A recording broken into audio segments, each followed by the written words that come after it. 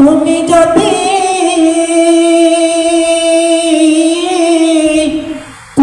যদি মাফ না করো আল্লাহ বান্দারে, বলো তোমার বান্দা যাইবে। আমি আসমান বানাইলাম কোন ফায়াকুন কইলা, জমিন বানাইলাম কোন ফায়াকুন কইলা, পাহাড় বানাইলাম কোন ফায়াকুন কইলা, ওরে সাগর বানাইলাম কোন ফায়াকুন কইলা, কিন্তু আমার এত মায়ের বান্দা তাকে কোন ফায়াকুন কইলা বানাই নাই। আমার বান্দারে আমি বানাইলাম আমার কুদরতে নিজ হাতে। আল্লাহু আকবার। আল্লাহ তাবারাকা ওয়া তাআলা বলেন, আদর করে মানুষ তুমি আল্লাহ বানাইয়া কেমনে দিবা জাহান্নামে ফেলিয়া, কেমনে দিবা জাহান্নামে ফেলিয়া। এ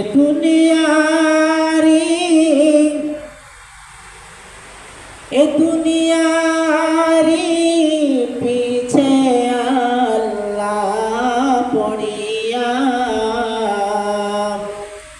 দিন দুনিয়া সব গিয়াছি ভুলিয়া, আল্লাহ মাওলা সব গিয়াছি ভুলিয়া।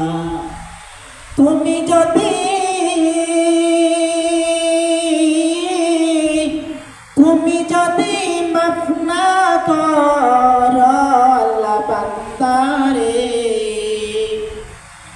বলো তোমার বান্দা যাইবে কার কাছে, বলো তোমার বান্দা যাইবে কার কাছে। এই জন্য তোর মালিক ডেকে বলে, ও আমার বান্দা, আল্লাহ বলেন, ইয়া আইয়ুহাল ইনসান মা গাররাকা বিরাব্বিকাল কারীম। ও আমার ইনসান, ও আমার বান্দা, শুনো, কোন জিনিসে তোমারে আমি রবের কাছ থেকে ধোঁকা দিয়ে ফিরায় নিয়ে গেল। আল্লাহ বলেন, আয় ফিরে। আল্লাহ বলেন, তুবু ইলাল্লাহ, তুবু ইলাল্লাহি তাওবাতান নাসুহা। রব্বে কারীম ডেকে বলেন, রে বান্দা, জীবনে যত গুনাহ করছো সব গুনাহ আমি আল্লাহ মাফ করে দিব। বলতে গেলে এমন একজন সাহাবী হযরত সালাবাতুল আনসারী রাদিয়াল্লাহু তাআলা এর ঘটনা মনে পড়ে যায়। সালাবাতুল আনসারী রাদিয়াল্লাহু তাআলা সাইদ ইবনে আব্দুর রহমানের বাড়িতে অতিথি হয়ে উঠলেন। নবী মুহাম্মদুর রাসূলুল্লাহ তাদেরকে সহোদর ভাই বানিয়ে দিলেন। একবার যুদ্ধের ডাক আসলো, সাইদ ইবনে আব্দুর রহমান যুদ্ধের জন্য প্রস্তুত হয়ে গেলেন। সাইদের স্ত্রী সালাবার কাছে শুনতে গেলেন, ও আমার ভাই, আমি যুদ্ধের ময়দানে চলে যাই। আমি যুদ্ধের ময়দানে চলে গেলাম, আমার স্ত্রী তোমার হেফাজতে আমি রেখে গেলাম। এমত অবস্থায় শয়তান সালাবাতুল আনসারীকে এসে ধোঁকা দেয়। ও সালাবা, এত সুন্দর সুশ্রী, কি সুন্দর একজন মহিলা তোমার সামনে, ঘরে আর কেউ নাই। সাইদ তো যুদ্ধের ময়দানে চলে গেছে, কেউ তোমাকে বাধা দিবে না, কেউ দেখবে না, যাও তুমি তার সাথে কিছুক্ষণ একটু মজা করতে আমোদ করো। সালাবাতুল আনসারীর মনের মধ্যে যখন শয়তানের কুমন্ত্র সৃষ্টি হয়ে যায়, এমত অবস্থায় সালাবাতুল আনসারী সাইদ ইবনে আব্দুর রহমানের স্ত্রীর হাতে ধরলেন। যেমনে হাতে ধরেছে, সাইদ ইবনে আব্দুর রহমানের স্ত্রী ডাক দিয়ে বলেন, ইয়া আব্দুল্লাহ, ইত্তাকিল্লাহ, আল্লাহকে ভয় করো, আমার হাত থেকে ছেড়ে দাও। আল্লাহ তোমাকে, তোমার ভাই সাইদ ইবনে আব্দুর রহমান তোমাকে আমানত হিসাবে আমাকে তোমার কাছে রেখে গেছেন। এমত অবস্থায় তুমি যদি আমানতের খেয়ানত করো, কাল হাসরের ময়দানে আল্লাহর সামনে কি জবাবদিহি করবে? যখন সাইদ ইবনে আব্দুর রহমানের স্ত্রী সালামাকে কথাগুলো বললেন, এমত অবস্থায় সাঈদ ইবনে আব্দুর রহমানের স্ত্রীর কথা শুনে সালাবাতুল আনসারীর হাত ছেড়ে দিয়ে আল্লাহ রাব্বুল আলামিনের কবরের কথা স্মরণ হয়ে গেল, হাসরের কথা স্মরণ হয়ে গেল, মিজানের কথা স্মরণ হয়ে গেল। এমত অবস্থায় তিনি ঘর থেকে বের হয়ে পাহাড়ের দিকে রওনা হয়ে গেলেন। পাহাড়ের দিকে রওনা হয়ে যাওয়ার পরে সালাবাতুল আনসারী রাদিয়াল্লাহু তাআলা কাঁদতেন আর পাহাড়ের দিকে হাঁটেন। হাঁটতে হাঁটতে হাঁটতে হাঁটতে নিঝুম জঙ্গলে একটি গর্তের ভিতরে যাইয়া এমন বাড়ি কান্নাকাটি শুরু করে দিলেন। আল্লাহকে ডাকেন, ও আল্লাহ, আমি গুনাহগার, তোমার নাম গফফার, আমি গুনাহগার, তোমার নাম গফফার, আমি গুনাহগার, তোমার নাম গফফার। এই বলে আর কান্নাকাটি করে, আল্লাহ আমাকে মাফ করে দাও, আল্লাহ আমাকে মাফ করে দাও, আল্লাহ আমাকে মাফ করে দাও।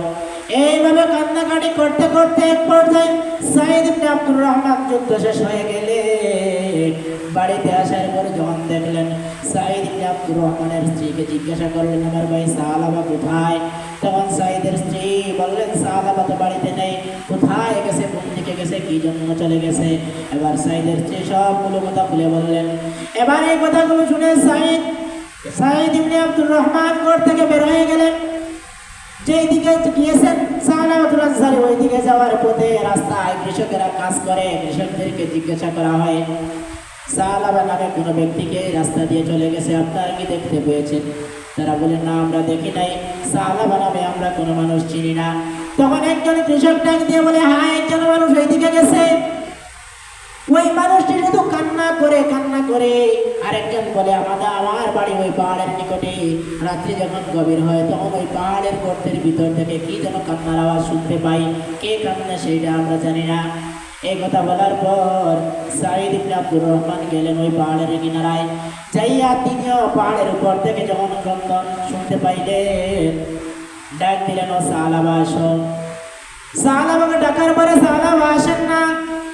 সালাবা সিজদায় পড়িয়া আল্লাহর কাছে বলেন, আল্লাহ, আমি গুনাহগার, তোমার নাম গফফার, আল্লাহ, আমি গুনাহগার, তোমার নাম রহমান, আল্লাহ, আমি গুনাহগার, তোমার নাম কারীমুর রহিম। এবার নিরাশ হয়ে সাঈদ ইবনে আব্দুর রহমান নবীর কাছে দৌড়ে এলেন। নবীজিকে বললেন, ও নবীজি, কি করা যায়? আমার ভাই সালাবাতুল আনসারী পাহাড়ে গর্তের ভিতরে কান্দে, আল্লাহকে ডাকে, আমার ডাকে সাড়া দেয় না। তখন নবীজি সালমান ফারসি নামক বৃদ্ধ একজন সাহাবীকে সাথে দিয়ে বললেন, যাও, উনি ডাকলে হয়তো তিনি আসবেন। সালমান ফারসিকে সাথে নিয়ে গেলেন। ওনাকে নিয়ে যাওয়ার পরে যখন তারা ডাকে, তখন ডাকার পরে কেউ সালাবাতুল আনসারী যা ডাকে আর সাড়া দিলেন না। এমত অবস্থায় সালমান ফারসি ডাক দিয়ে বলেন, ও সালাবাতুল আনসারী, আমাকে নবী পাঠাইছেন, তুমি আসো, আল্লাহ তোমার গুনাহ মাফ করে দিবেন। তখন সালাবাতুল আনসারী মাথা উঠাইয়া সামনের দিকে অগ্রসর হইয়া তখন বলেন, না, আমি আগে আবু বকরের দরজায় যাব, আবু বকরকে জিজ্ঞাসা করবো, যদি আল্লাহ আমার গুনার কাছে কোনো গুনাহ মাফ করে দেন তাইলে আমি বাড়িতে ফিরে যাব। এইভাবে আবু বকরের দরবারে গেলেন। আবু বকরকে জিজ্ঞাসা করেন, আবু বকর, আমি গুনাহগার, এই গুনাহ করে ফিরেছি, আমাকে আল্লাহ ক্ষমা করবেননি? আবু বকরের কথা শুনে, আবু বকরের কথাগুলো শোনার পরে আবু বকর রাদিয়াল্লাহু তাআলা আনহু বললেন, যাও, এত বড় গুনাহ করে ফেলেছো, তোমার ভাইয়ের আমানতের খেয়ানত করেছো, তোমার মতো মিথ্যাবাদী গুনাহগার আমার দরওয়াজায় এটাই নেই, আমার দরজা থেকে সরে যাও। এবার বলে, চলো আমাকে নিয়ে উমরের দরবারে। উমর কি বলে দেখি। উমর রাদিয়াল্লাহু তাআলা আনহুর দরবারে যাওয়ার পরে উমর রাদিয়াল্লাহু তাআলা আনহু বলার পরে উমরও দাঁড়ায় দিলেন। এবার আলীও দাঁড়ায় দিলেন, সবাই দাঁড়ায় দে। এবার ডাক দিয়ে বলেন, শোনো, আমাকে বিশ্বনবী সাইয়্যিদুল মুরসালিন মুহাম্মদুর রাসূলুল্লাহ সাল্লাল্লাহু আলাইহি ওয়াসাল্লামের দরওয়াজার মধ্যে নিয়ে যাও। তিনিও যদি আমাকে দাঁড়ায় দেন তাহলে তো আমার যাওয়ার জায়গায় আমি জঙ্গলের মধ্যে আবার ফিরে যাব। আর তিনি যদি বলেন আল্লাহ মাফ করে দিবেন তাহলে আমি বাড়িতে যাব। তখন বিশ্বনবীর দরবারে নিয়ে চলে যাওয়া হলো। বিশ্বনবীর দরবারে যাওয়ার পরে সবগুলো কথা খুলে বললেন। বিশ্বনবী বললেন, যাও, আমার দরবার থেকে সরে যাও, এত বড় গুনাহ করার পরে তুমি যে আমার দরবারে আসছো, তোমার সাহস তো কম না। সালাবাতুল আনসারী এবার কান্নাকাটি করতে করতে আবার জঙ্গলের মধ্যে চলে গেলেন। সাঈদ ইবনে আব্দুর রহমান নিরাশ হয়ে ফিরে আসলেন। বিশ্বনবীর শানে আয়াত নাযিল হয়ে গেল। নবী মুহাম্মদ সাল্লাল্লাহু আলাইহি সাল্লামকে আল্লাহ রাব্বুল আলামিন বললেন, ও আমার বান্দাদেরকে মাফ করে দেওয়া না দেওয়া আমার ব্যাপার। তুমি কি জানো তুমি কেন আমার সাহাবাকে ফিরাইয়া দিলে? এক্ষুনি আমার সাহাবাকে ফিরাই নিয়ে আসো, আমি আল্লাহ রাব্বুল আলামিন সাহাবার জীবনের সমস্ত গুনাহ মাফ করে দিলাম। বলেন সুবহানাল্লাহ। সাঈদ ইবনে আব্দুর রহমান সাহাবাকে নিয়ে আসলেন। নিয়ে আসার পরে ফজরের ওয়াক্ত হয়ে গেল, নামাজ শুরু হয়ে গেল। নামাজের প্রথম রাকাতে ইমাম সাহেব তিলাওয়াত করতেছেন, আলহাকুমুত তাকাসুর হাত্তা যুরতুমুল মাকাবির। এইভাবে তিলাওয়াত করেন। যখন মাকাবির পর্যন্ত পৌঁছে গেলেন, এমত অবস্থায় পিছনের কাতারে কার যেন বিকট একটি শব্দ শুনতে পেলেন। ওই শব্দ শোনার পরে নামাজ শেষ করার পরে দেখলেন সাহাবাতুল আনসারী আর দুনিয়ার জগতে নাই। আল্লাহর ডর আর ভয়ে নামাজের মধ্যে তিনি মৃত্যুবরণ করেছে। সুবহান